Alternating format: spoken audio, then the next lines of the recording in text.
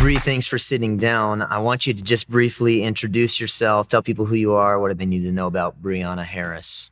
Yeah, so my name is Brianna Harris, and I work at the Master University. I serve as the Dean of Women, and I just received my master's in biblical counseling, and then I serve at my local church. Cool. Well, Bree, I'm thankful for the time. One of the things I wanted to talk to you about is a woman's struggle with sexual purity. So often when we talk about sexual purity, it's almost isolated to an exclusively male struggle. So we have different things, even in a high school setting where we separate guys and girls. We'll talk about purity with the guys, and the girls will talk about, I don't know, relationships or something like that. Modesty. Yeah, modesty, exactly.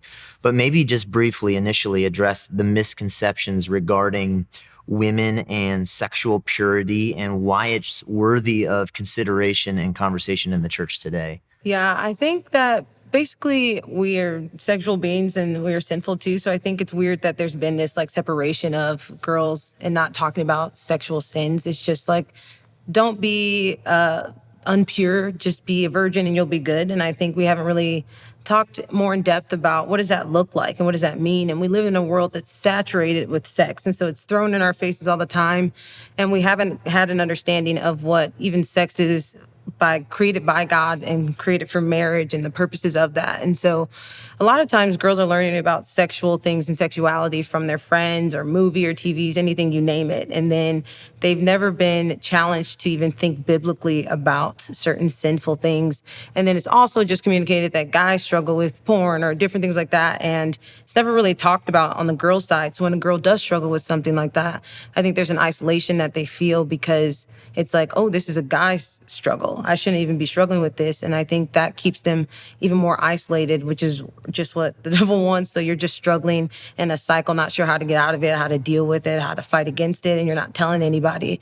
But then the reality is a lot of girls are struggling with that. And I think with pornography. Yeah. And I think even people think like, oh yeah, girls read things. And like, but girls are struggling with the same type of porn guys are, where they're watching inappropriate things. It's not just things. like an erotic novel. Yes, it's that as well, but it's also like, yes, things we see. I mean, so many TV shows and movies, the scenes in there are pornographic at this point. So it's like they have that struggle too. And I think that they aren't able to get the help that they need because it feels like a different amount of shame on them because they're a girl who has that struggle when it's been so connected with males. So I think that makes it difficult. And then when you start to talk with girls about those types of things, you can just tell that they've never been challenged to even think about it. It's like, oh, that's sinful. It's like, has no one ever like talked about these things with you or what the purpose of sex within marriage is for? And they just have no foundation. So of course they're like in sexual sins because they don't have a lot of knowledge. And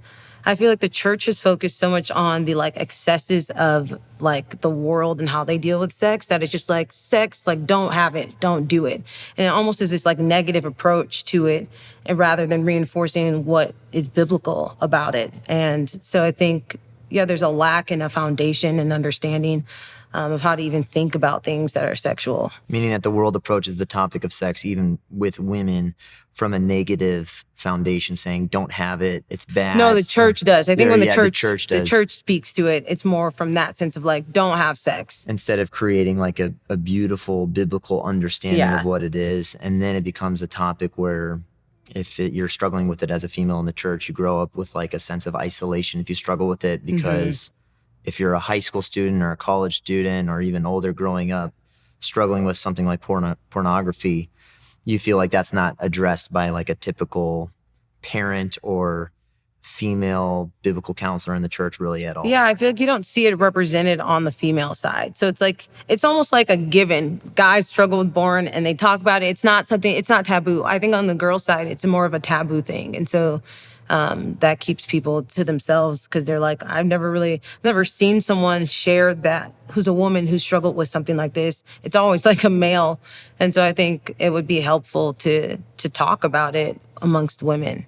What would be like one of the ways that you would recommend churches approaching those types of conversations, or even parents with their children? Obviously, it starts with like a biblical foundation of what sex is. Yeah. It's created by God. We were sexual beings before we were sinful. Yeah. You know, sex is a pre-Genesis 3 idea. Yes. But what would be a way that parents and churches can approach that topic with even young women growing up in the church? Yeah, I think that right there is like a huge step. I don't think I remember I've talked to so many girls being in this job and just being in high school ministries or whatever, and you ask the question, like, where did you learn about sex or sexual things? And like, almost like not a lot of people can say from their parents or from church. It's like, my friend was doing this with a guy until I found out, or a guy asked me to do this, so that's how I found out. So I think even what you just said, that simple explanation is missing. And so I think being able to talk to your kids about that and teach them about it in a biblical way. And then letting them know that the world takes these things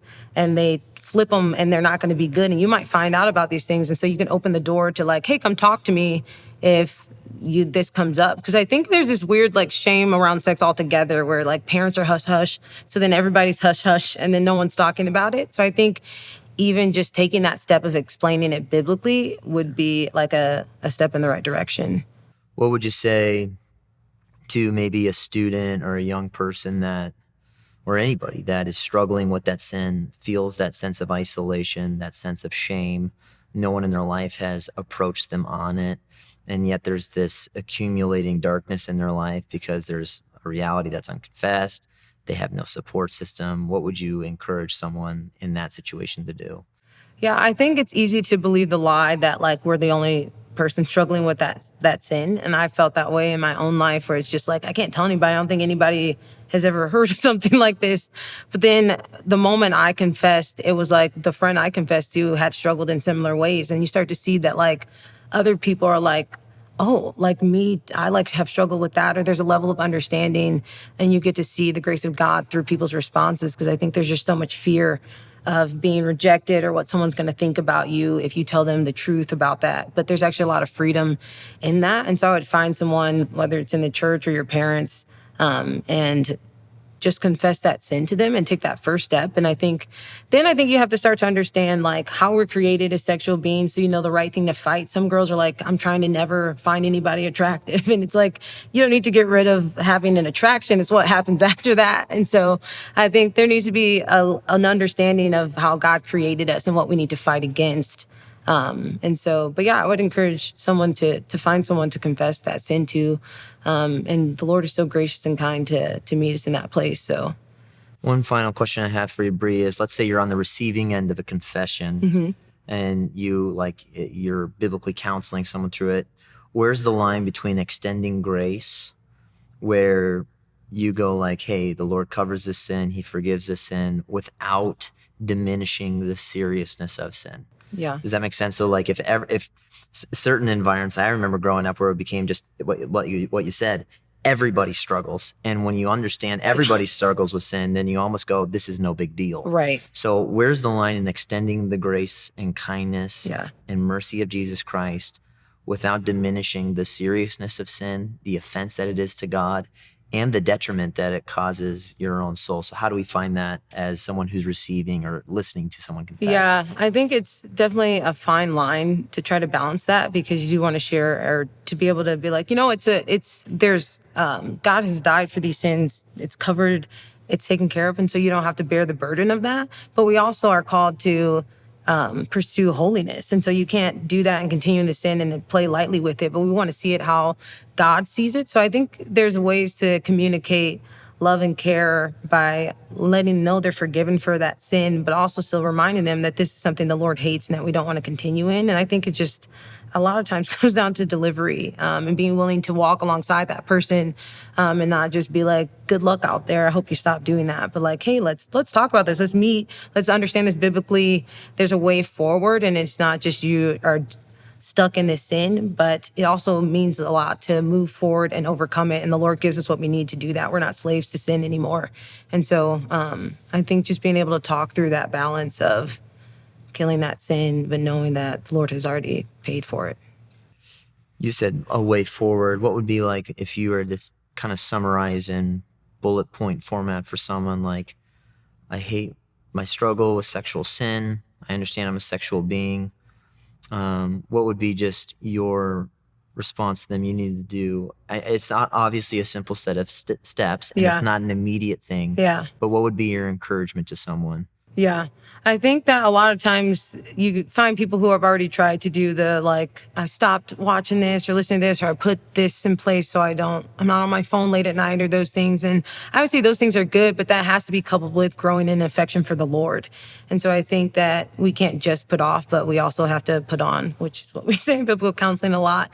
So it's like putting off those things, but also learning and growing in your affection for the Lord. And I think actually renew, and that's a big thing, is like the mind. I think so many people don't know like what it looks like to renew your mind. And it's just like, a lot of times I felt like in my struggle, I would end up at the thing I didn't want to do. And I'm like, I don't know how I keep getting here.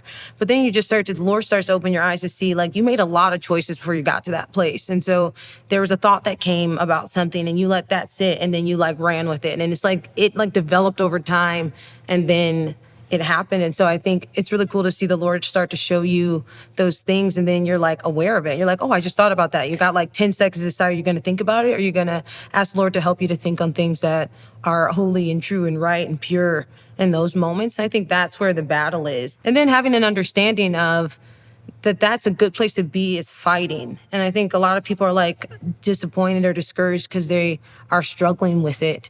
And I always say, like, are you struggling or are you failing? Because a struggle implies that there's some sort of tension, there's some sort of fight, and that's a good place to be. We're going to have to fight sin. And so I think even understanding that can be helpful, because the thought might come, but what do you do with that thought? Because you can get rid of it in that moment, or you can let it sit, let it fester, and then let it become something that you don't want it to become. And you're back to where you started. And so I think there's a lot of things that you have to start to understand about how our minds work, and how to fight sin and like love the Lord more. Well, Bree, thanks so much for your time and your input and your wisdom on this subject. I'm grateful for you. Yeah, thanks for having me.